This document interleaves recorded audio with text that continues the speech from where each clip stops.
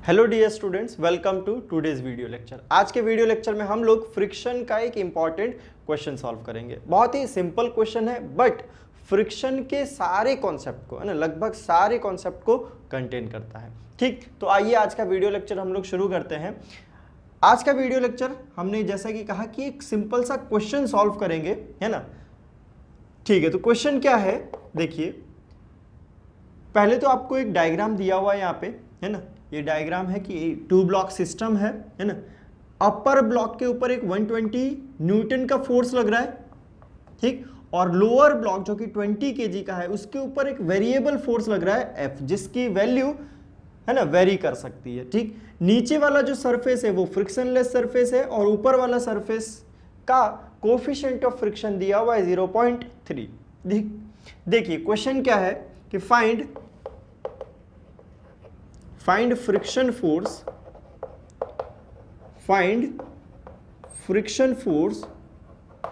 for all values of external force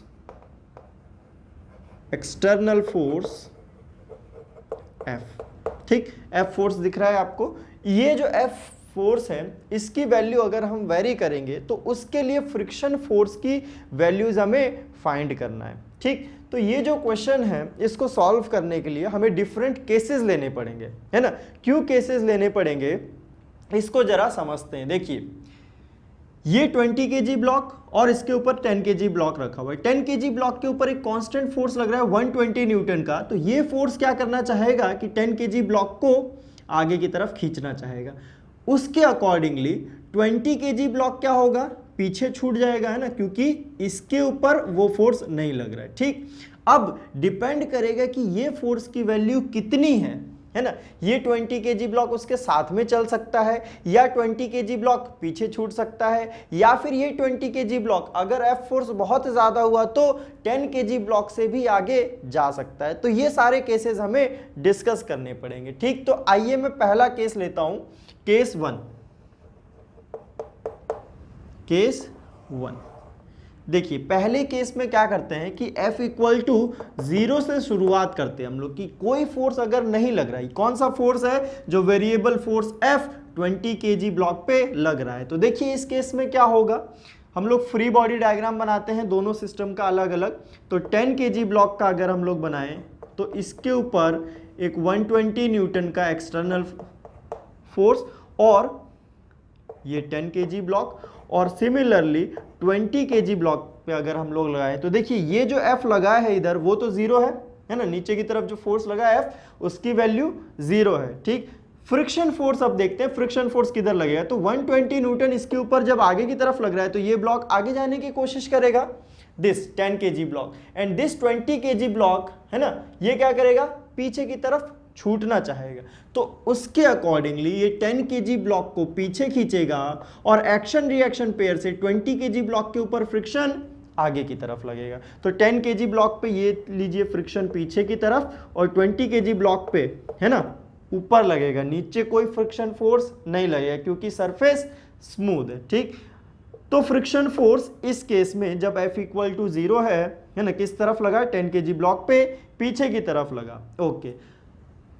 कौन सा force लगेगा ये तो डिपेंड करता है कि ये दोनों साथ में चल रहे हैं या फिर अलग अलग चल रहे हैं, यानी कि स्टैटिक फ्रिक्शन लगेगा या काइनेटिक फ्रिक्शन लगेगा, ठीक। म्यू की एक ही वैल्यू दी हुई है, यानी कि स्टैटिक फ्रिक्शन की जो मैक्सिमम वैल्यू होगी वही काइनेटिक फ्रिक्शन भी होगा। तो स्टैटिक फ्रिक्शन की मैक्सिमम वैल्यू की अगर हम लोग बात करें तो कितना होगा, देखिए म्यू इंटू एन। म्यू की वैल्यू कितनी हो जाएगी 0.3 और n कितना हो जाएगा mg के बराबर, है ना। इसके ऊपर नीचे की तरफ mg और ऊपर की तरफ नॉर्मल रिएक्शन। तो ये कितना आ गया, है ना, mg, सॉरी ये कितना हो जाएगा 100, 10 इंटू 10। तो ये कितना आ गया 30 न्यूटन फ्रिक्शन फोर्स आ गया। चलिए ठीक है, आइए अब जो हमारा केस है उसके अकॉर्डिंगली डिस्कस करते हैं। मान लेते हैं कि ये दोनों ब्लॉक जो है वो कंबाइंड मूव कर रहे हैं, यानी कि 120 न्यूटन फोर्स लगने की वजह से ये दोनों एक साथ चल रहे हैं। अच्छा, एक साथ कैसे चलेंगे, इसके ऊपर जो फ्रिक्शन फोर्स लग रहा है पीछे की तरफ, उसका रिएक्शन पेयर इसके ऊपर आगे की तरफ लगेगा। तो हो सकता है कि वो फ्रिक्शन फोर्स 20 kg ब्लॉक को 10 kg ब्लॉक के साथ ले जाने के लिए कैपेबल हो। अच्छा, कैपेबल होगा तो पहले तो हम ये देखते हैं कि कितना एक्सेलरेशन हो सकता है, तो 10 kg ब्लॉक का एक्सेलरेशन फाइंड करते हैं। ठीक, उसके लिए मैं नाम दे देता हूं, this is A block and this is B block. अब ए ब्लॉक के लिए देखिए क्या लिखेंगे हम लोग, acceleration of A block will be equal to net force लग रहा है जो उसके ऊपर कितना लग रहा है 120 माइनस फ्रिक्शन अपॉन मास। ये कितना हो गया 120 माइनस, अब देखिए ये जो फ्रिक्शन है वो पहले हम लोग फाइंड करते हैं कि मिनिमम फ्रिक्शन, मिनिमम एक्सेलरेशन कितना हो सकता है, यानी कि फोर्स मैक्सिमम है ना। मिनिमम क्यों फाइंड कर रहा हूं मैं, क्योंकि अगर ये इसके साथ जाना चाहेगा है ना, तो पहले तो इसके मिनिमम एक्सेलरेशन को ही पार करे है ना, यानी कि इसका जो मिनिमम एक्सेलरेशन है वो कम से कम 20 kg ब्लॉक रीच करे, तब तो उसके मैक्सिमम एक्सेलरेशन को रीच करेगा। हो सकता है मिनिमम को ही रीच ना कर पा रहा हो तो मैक्सिमम की बात ही खत्म हो जाएगी। इसलिए 10 kg ब्लॉक का पहले मैं मिनिमम एक्सेलरेशन निकालना चाह रहा हूं, तो मिनिमम एक्सेलरेशन देखिए क्या होगा, उसके लिए फ्रिक्शन मैक्सिमम यानी कि 30 डिवाइडेड बाय मास 10, तो ये कितना आ गया 9 मीटर पर सेकेंड है ना, ये एक्सेलरेशन आ गया। अब हम मान लेते हैं कि ये दोनों ब्लॉक साथ में चल रहे हैं, अब साथ में चल रहे हैं तो बी ब्लॉक को भी इतने एक्सेलरेशन से चलना पड़ेगा है ना, यानी कि बोथ ब्लॉक्स, हमने केस ले रखा है, इस केस में हमने अज्यूम किया है कि कंबाइंड एक्सेलरेशन हो रहा है। ठीक, तो ए बी क्या लिखेंगे, ए बी यानी कि उस पे नेट फोर्स कितना लग रहा है, एफ की वैल्यू 0 है अभी, तो उस पे नेट फोर्स लग रहा है एक फ्रिक्शन आगे डिवाइडेड बाय मास, तो फ्रिक्शन की वैल्यू है 30 डिवाइडेड बाय मास है 20 which is equals to 1.5 metre per second square. ये दोनों के एक्सेलरेशन आ गया, इसका मिनिमम एक्सेलरेशन और इसका है ना, इसका तो कांस्टेंट एक्सेलरेशन है अगर फ्रिक्शन फोर्स हम लोग मैक्सिमम लगा देते हैं। अच्छा, ये दोनों अगर साथ में चलेंगे तो सिस्टम का कंबाइंड एक्सेलरेशन जरा देख लेते हैं कि 120 न्यूटन की वजह से कंबाइंड एक्सेलरेशन कितना होगा। तो combined acceleration will be equal to net force जो सिस्टम पे लग रहा है, कौन सा सिस्टम,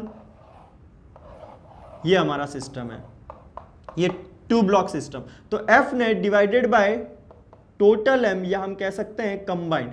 एफ नेट टोटल कितना है 120, टोटल मास कितना है 30, तो ये कितना आ गया 4 मीटर पर सेकेंड स्क्वायर, यानी कि अगर ये साथ में चलते तो कितना एक्सेलरेशन से चलते 4 मीटर पर सेकेंड स्क्वायर से। मगर एक दिक्कत है कि बी जो है उसका एक्सेलरेशन कितना आया 1.5 मीटर पर सेकेंड स्क्वायर, और ये बी ब्लॉक का यानी कि इस ब्लॉक का मैक्सिमम एक्सेलरेशन है। क्यों, क्योंकि फ्रिक्शन जो आगे की तरफ लगाया हमने वो मैक्सिमम है। इसका मतलब कि बी ब्लॉक ए ब्लॉक के साथ में नहीं चल पाएगा, यानी कि कंबाइंड एक्सेलरेशन नहीं हो पाएगा। तो इस वाले केस में हम लोग क्या कंक्लूड करेंगे, देखिए कि both blocks will move separately, both blocks will move separately. कितने कितने एक्सेलरेशन के साथ, ये आपके सामने है, ए वाला इतने एक्सेलरेशन के साथ और बी वाला इतने एक्सेलरेशन के साथ। क्योंकि सेपरेटली अगर मूव करेंगे तो ऑब्वियस सी बात है कि कौन सा फ्रिक्शन लगेगा, काइनेटिक फ्रिक्शन। काइनेटिक फ्रिक्शन की वैल्यू कितनी है 30 न्यूटन, तो वो हमने पहले ही कंसीडर कर लिया है, तो इन दोनों का एक्सेलरेशन आ गया। अच्छा, फ्रिक्शन फोर्स की बात करें तो फ्रिक्शन फोर्स कितना लगा, friction force is equal to 30 newton है ना। डायरेक्शन वाइज भी अब हम लोग बता सकते हैं, डायरेक्शन किधर है, ए ब्लॉक पे पीछे की तरफ और बी ब्लॉक पे आगे की तरफ। तो ये तो अभी हमारा केस 1 हुआ जिसमें f इक्वल टू 0। अब f की वैल्यू हम लोग 0 से और बढ़ाते हैं, तब देखते हैं कि क्या होगा।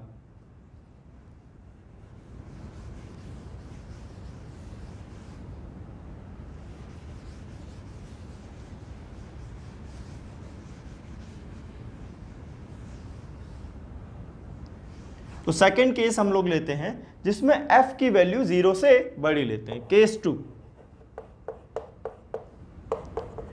f ग्रेटर देन 0, यानी कि f की वैल्यू अब थोड़ी सी बढ़ाइए।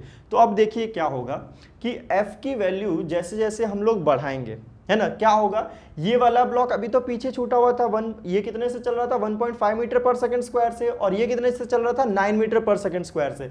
तो जब हम f की वैल्यू बढ़ाएंगे तो धीरे धीरे इसका एक्सेलरेशन बढ़ेगा, बढ़ के जब ये 9 मीटर पर सेकेंड स्क्वायर पहुंच जाएगा एक्सेलरेशन ऑफ b, तो ये दोनों साथ में चलने लगेंगे। समझ में आ रही है बात? तो वो फोर्स कितना हम लोग लगाएंगे कि ये दोनों ब्लॉक साथ में चलने लगे? तो सबसे पहले वो वैल्यू फाइंड करते हैं। देखिए F ग्रेटर देन 0, इस केस में 10 kg ब्लॉक और 20 kg ब्लॉक दोनों का फिर से हम लोग FBD बनाएंगे। क्या होगा? 20 kg ब्लॉक पे इस बार F फोर्स लगेगा क्योंकि दिस इज ग्रेटर देन 0, ठीक। इस पे तो 120 न्यूटन कांस्टेंट फोर्स लग ही रहा है। अब देखिए F की वैल्यू 0 से अभी बड़ी है ना, बहुत ज़्यादा नहीं बड़ी होगी, तो उस केस में भी क्या होगा कि 10 kg ब्लॉक आगे जा रहा होगा क्योंकि उस पर तो बहुत ज़्यादा फोर्स लग रहा है 120 न्यूटन, और जो B ब्लॉक है वो अभी भी पीछे छूट ही रहा होगा। तो इसका मतलब है कि 10 kg पे फ्रिक्शन फोर्स अभी भी पीछे लगेगा और 20 kg पे फ्रिक्शन फोर्स अभी भी आगे लगेगा, ठीक। अच्छा, अब अगर इसको ये वाले F की वैल्यू हम लोग धीरे धीरे बढ़ाते हैं तो क्या होगा? इसका एक्सेलरेशन 9 मीटर पर सेकंड स्क्वायर रीच करने की पॉसिबिलिटी बढ़ेगी, ठीक। तो मान लेते हैं कि ये 9 मीटर पर सेकंड की तरफ बढ़ रहा हो, ठीक। तो उसके लिए हम लोग फोर्स की वैल्यू फाइंड करते हैं कि फोर्स कितना लगेगा। देखिए एक्सेलरेशन ऑफ A कितना आएगा? देखिए नेट फोर्स इस पे लग रहा है 120 माइनस फ्रिक्शन फोर्स जो लग रहा है, मिनिमम एक्सेलरेशन के लिए फ्रिक्शन फोर्स मैक्सिमम होना पड़ेगा 30 डिवाइडेड बाय 10, कितना? 9 मीटर पर second square. Fine. Acceleration of B है ना, साथ में चलने के लिए कितना होना पड़ेगा? 9 मीटर पर सेकंड स्क्वायर होना पड़ेगा। ओके, फोर्स कौन सा लग रहा है? देखिए एक F और एक friction force divided by 20, this should be equal to how much? 9 metre पर सेकंड स्क्वायर, है ना, तभी तो दोनों साथ में चलेंगे, ठीक। सॉल्व करेंगे यहां से तो F की वैल्यू देखिए कितनी आएगी? 180 माइनस 30 यानी कि 150 न्यूटन। समझ रहे हैं आप? 150 न्यूटन यानी कि जब आप ये फोर्स F लगाएंगे तो इसका एक्सेलरेशन भी 9 मीटर पर सेकंड स्क्वायर हो जाएगा और पॉसिबिलिटी आ जाएगी कि अब ये दोनों ब्लॉक साथ में चल सकते हैं। तो देखिए इस केस में क्या हुआ, यानी कि for F between 0 to 150 Newton, है ना, अभी भी साथ में नहीं चले। 150 न्यूटन से जब हम लोग बढ़ाएंगे तब इसका एक्सेलरेशन 9 मीटर पर सेकंड स्क्वायर रीच करेगा या फिर उससे ज्यादा होगा और ये दोनों साथ में मूव करेंगे। यानी कि 150 न्यूटन से पहले क्या होगा? दोनों अभी भी अलग अलग चल रहे होंगे। यानी कि in this case also both blocks move separately, है ना। फ्रिक्शन फोर्स की अगर बात करेंगे तो फ्रिक्शन फोर्स कितना होगा? 30 न्यूटन लग रहा है ना। किस केस में? जब एक्सेलरेशन ऑफ, है ना, A is equal to 9 metre per second. समझ में आ रही है बात? डायरेक्शन के लिए देखिए 10 kg ब्लॉक पे अभी भी पीछे लग रहा है बैकवर्ड और 20 kg ब्लॉक पे आगे की तरफ लग रहा है। अच्छा, अब आगे बढ़ते हैं कि F की वैल्यू 150 न्यूटन से भी बढ़ जाए, है ना। F की वैल्यू 150 न्यूटन से बढ़ाइए। चलिए, फ्रिक्शन फोर्स इस पे आगे लग रहा था, इस पे पीछे लग रहा था। अब F की वैल्यू जब आप बढ़ाएंगे, यहां पे देखिए थोड़ा, F की वैल्यू आप बढ़ाएंगे तो हो सकता है कि ये जो फ्रिक्शन फोर्स है इसके लगे बिना ही, है ना, इसका एक्सेलरेशन मिनिमम 9, है ना, और मैक्सिमम जो भी एक्सेलरेशन हो एक पर्टिकुलर वैल्यू, वो एक्सेलरेशन ये वाला फोर्स ही सप्लाई कर दे, है ना, क्योंकि इस फोर्स को अब हम लोग बढ़ा रहे हैं। तो हो सकता है कि फ्रिक्शन फोर्स की जरूरत ही ना हो और इस फोर्स को बढ़ाएंगे तो ये 20 kg ब्लॉक 10 kg ब्लॉक के साथ साथ में मूव करने लगे। तो इस केस को भी कंसीडर हम लोग करते हैं कि फ्रिक्शन फोर्स की जरूरत ही ना पड़े, यानी कि फ्रिक्शन फोर्स 0 है और तब भी ये दोनों ब्लॉक साथ में मूव कर रहे हैं। तो उस केस में देखते हैं जरा क्या होगा, यानी कि केस नंबर 3।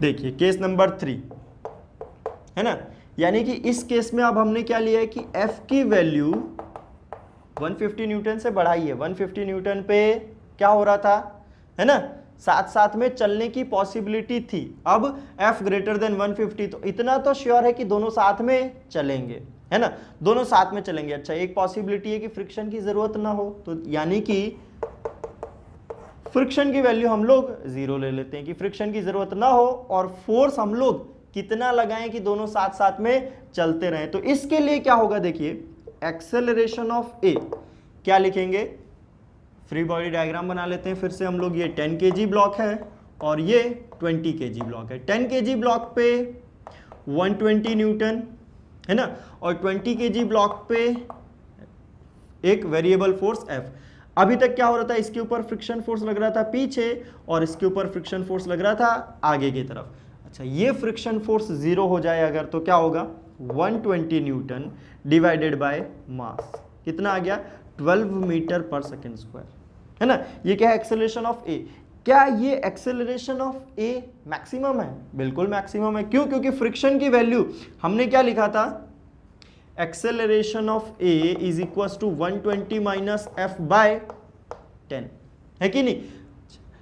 फ्रिक्शन की वैल्यू जीरो हो गई तो एक्सेलरेशन बढ़ गया और एक्सेलरेशन मैक्सिमम चला गया इस केस के लिए। तो मैक्सिमम एक्सेलरेशन ए का कितना आ गया, 12 मीटर पर सेकंड स्क्वायर। अगर बी को साथ में चलना है ना, तो इसका जो मैक्सिमम एक्सेलरेशन है वो भी उसे रीच करना पड़ेगा, तभी तो दोनों साथ में चलेंगे। मिनिमम रीच हो रहा है ना, क्यों? क्योंकि 150 न्यूटन से ज्यादा आप फोर्स लग चुका है, मैक्सिमम भी रीच करना है, ठीक, मैक्सिमम रीच करा देते हैं। यानी कि acceleration of B will be equal to क्या आएगा, वहां से देखिए एफ फोर्स एक आगे लग रहा है, फ्रिक्शन फोर्स की कहानी खत्म कर दी हमने। मास कितना है इसका, 20। This should be equal to how much, 12 metre per second square, क्योंकि साथ में अभी भी चल रहे हैं। केस ध्यान रखिएगा, अभी भी साथ में चल रहे हैं और फ्रिक्शन फोर्स की जरूरत नहीं पड़े। क्यों? क्योंकि फोर्स की वैल्यू अब हम लोग बढ़ा रहे हैं, तो फ्रिक्शन फोर्स की जरूरत हो सकता है कि नहीं हो, उसके बगैर ही हमारा सिस्टम साथ में चल रहा है, ठीक। तो यहां से F की वैल्यू क्या आएगी, देखिए F will be equal to 240 newton. कुछ समझ में आया? यानी कि फ्रिक्शन फोर्स अब जरूरत नहीं है, कहां पे, जब F इक्वल टू आप 240 न्यूटन लगा देंगे तो उसमें फ्रिक्शन फोर्स जीरो हो जाएगा, फ्रिक्शन फोर्स खत्म हो जाएगा और ये दोनों साथ साथ में चल रहे होंगे। कितने एक्सेलरेशन से, 12 मीटर पर सेकेंड स्क्वायर से। तो यहां से क्या कंक्लूड कर सकते हैं कि फॉर F, कंक्लूजन इस केस में कि for F lies between 150 newton to 240 newton, है ना। Both blocks move together, both blocks move together but friction decreases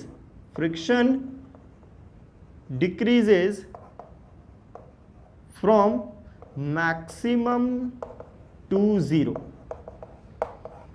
हो रहा है, नहीं हो रहा है? दोनों ब्लॉक साथ में चल रहे हैं लेकिन फ्रिक्शन की वैल्यू 30 न्यूटन से 240 न्यूटन पे जीरो हो गई है। फिर भी क्या कर रहे हैं, दोनों साथ में चल रहे हैं। कितने एक्सेलरेशन से चल रहे हैं, 12 मीटर पर सेकेंड स्क्वायर से, जो कि एक्सेलरेशन ऑफ ए मैक्सिमम है कि नहीं, ठीक। इसको मिटाइए, हम लोग आगे नेक्स्ट केस डिस्कस करते हैं कि अब अगर फोर्स की वैल्यू, ये जो फोर्स है इससे 240 न्यूटन से भी अगर हम लोग ज्यादा कर दें तो उस केस में क्या होगा। तो अगला केस हम लोग कंसीडर करते हैं, केस नंबर 4। ठीक है, इस केस में क्या किया हमने, F को और ज्यादा लगाया, 240 न्यूटन से भी ज्यादा लगा दिया है। अब सोचिए क्या होगा, जब 240 न्यूटन तक लगाया था फोर्स तो ये दोनों ब्लॉक क्या कर रहे थे, साथ में चल रहे थे, है ना, और फ्रिक्शन की जरूरत भी नहीं थी।